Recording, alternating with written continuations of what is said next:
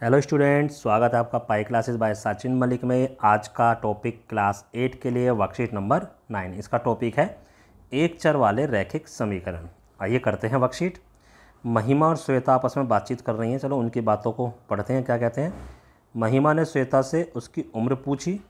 श्वेता ने कहा, मेरी और मेरे बड़े भाई की उम्र को क्रमागत सम संख्याएँ हैं, यानी क्रमागत सम संख्याएँ हैं मेरी और मेरे बड़े भाई की उम्र। कहने का मतलब मेरी उम्र अगर 2 है तो मेरे भाई की 4 है, या भाई की 2 है तो मेरी 4 है। तो ये क्रमागत सम संख्याएँ कौन कौन सी होती हैं? 2, 4, 6, 8, इस तरह की।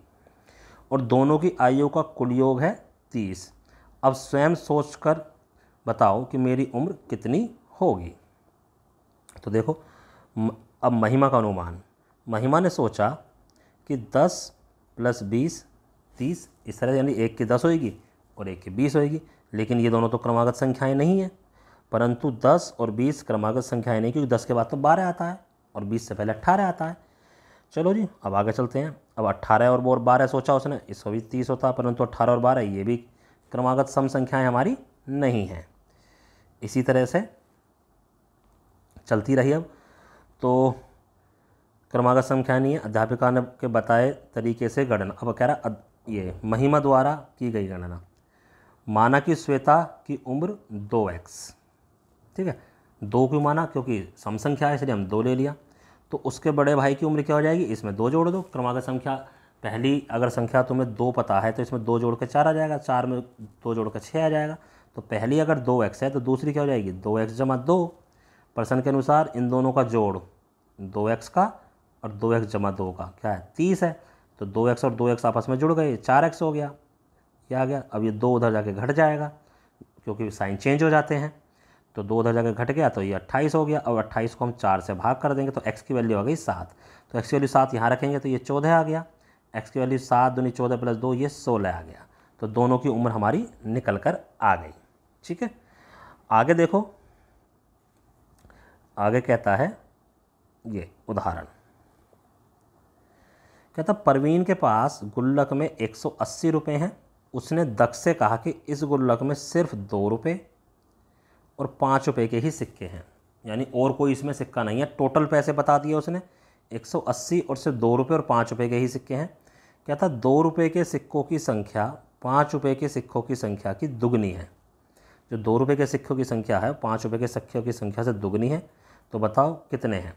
तो कहता माना गुल्लक में 5 रुपये के सिक्कों की संख्या मान ली, तो 2 रुपये के s मान ली, इसको x भी मान सकते हो और ये 2x हो जाएगा। ऐसे ही ये s हो गई तो ये 2s हो गई। अब देखो क्या कह रहा है? 5 रुपये के सिक्कों की संख्या, यानी जो टोटल संख्या उतनी कितनी है? s को जब 5 से गुना करोगे तो 5 रुपये के सिक्कों की संख्या का वैल्यू आ जाएगी। ऐसे ही 2 रुपये के सिक्कों की संख्या कितनी है? 2s। जब 2s को 2 से गुना करोगे, भाई ऐसे ही तो मान लो 2 रुपये के हमारे पास 10 सिक्के हैं तो उनकी वैल्यू कितनी हो गई? 20। कैसे? 2 से गुना कर दिया, जितने रुपये के सिक्के हैं उतने रुपये से गुना कर दिया।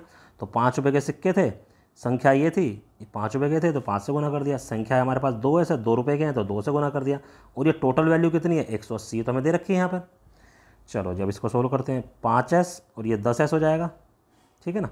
4s, 5s, इसको यहाँ पर 5s + 4s = 180।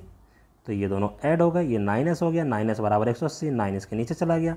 तो s की वैल्यू आ गई 20, यानी 5 रुपये के जो सिक्कों की संख्या है वो आ गई 20। तो 2 रुपये के सिक्कों की संख्या क्या हो गई? 40, वो डबल हो गई उससे। ठीक है, सिंपल तरीके से हम इसको निकाल सकते हैं इस तरह से। और क्वेश्चन देखो, कहता है आओ कुछ अन्य प्रश्न हल करें। कहता वीना ने एक वस्तुनिष्ठ परीक्षा दी जिसमें कुल 50 प्रश्न थे। सही जवाब देने पर 4 अंक मिले और गलत जवाब देने पर 1 अंक काटा गया। ठीक है, 50 क्वेश्चन थे टोटल। सही क्वेश्चनों के अंक 4 नंबर हैं प्रत्येक क्वेश्चन का, और एक गलत अंक दे दिया तो 1 नंबर हमारा कट जाएगा। तो यदि वीना ने सभी प्रश्नों का जवाब दिया, यानी 50 के 50 का उसने जवाब दिया, चाहे सही दिया चाहे गलत दिया, और उसके अंक आए 80, तो बताओ कितने प्रश्नों का सही जवाब दिया और कितनों का गलत। माना सही संख्या दी उसने j और गलत उसने दी 50 - j, क्योंकि टोटल 50 है तो 50 - j वो गलत है। अब सही जवाब देने पर अंक कितने मिलेंगे? 1 अंक। एक सवाल के कितने अंक है? 4। उसने सही दिए हैं j, तो 4 × j। तो 4J उसके सही अंक हैं और गलत उसके कितने हैं, ये हैं। गलत अंक पर आ कितना रहा है अंक, 1 गुना 50 माइनस J, तो ये 50 माइनस J हो गए। कुल अंक इन दोनों को जोड़ लो, तो कुल अंक आ गया 4J प्लस 50 माइनस J। अब प्रश्न के अनुसार ये दोनों, अगर इस दोनों अंकों को मैं जोड़ लेता हूँ, ये इनको जोड़ लिया तो क्या आया, 80 आ गया।